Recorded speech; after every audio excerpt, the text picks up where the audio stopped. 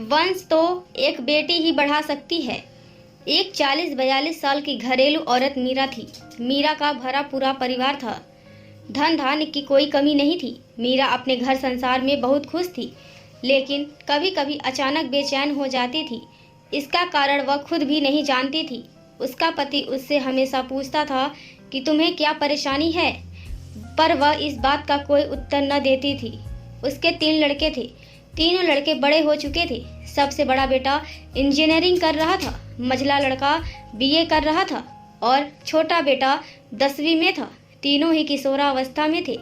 तीनों लड़के अपने पिता के विचारों में ज़्यादा इंटरेस्ट लेते थे।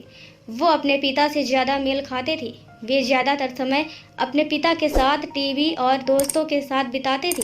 मीरा चाहती थी कि उसके तीनों बेटे उसके साथ कुछ समय बिताएं, पर उनकी रुचियां कुछ अलग थी। अब वे तीनों ही बच्चे नहीं रह गए थे। धीरे धीरे वे पुरुष बनते जा रहे थे।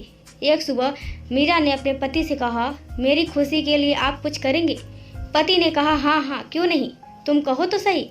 मीरा संकुचाते हुए बोली, मैं एक बेटी को गोद लेना चाहती हूँ। पति को आश्चर्य हुआ, पर मीरा ने कहा, सवाल जवाब मत करिएगा प्लीज। तीनों बच्चों के सामने भी यह प्रस्ताव रखा गया। किसी ने कोई आपत्ति तो नहीं की, पर सबके मन में सवाल था, क्यों?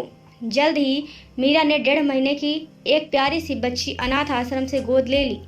3 बार मातृत्व का स्वाद चखने के बाद भी आज उसमें उत्सुकता की कोई कमी नहीं थी। बच्ची के आने की खुशी में मीरा और उसके पति ने एक समारोह का आयोजन किया।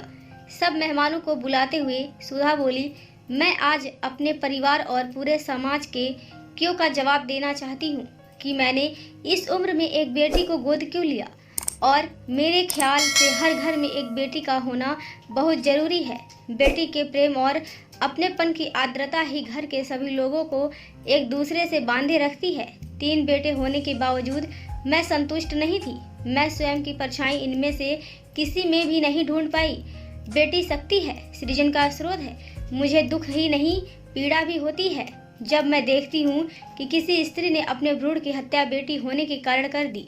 मैं समझती हूँ कि मेरे पति का वंश जरूर मेरे ये तीनों बेटे बढ़ाएंगे, पर मेरे मातृत्व का वंश तो एक बेटी ही बढ़ा सकती है। दोस्तों, वीडियो अच्छी लगे तो वीडियो को लाइक करें, शेयर करें, चैनल को सब्सक्राइब करें। Thank you.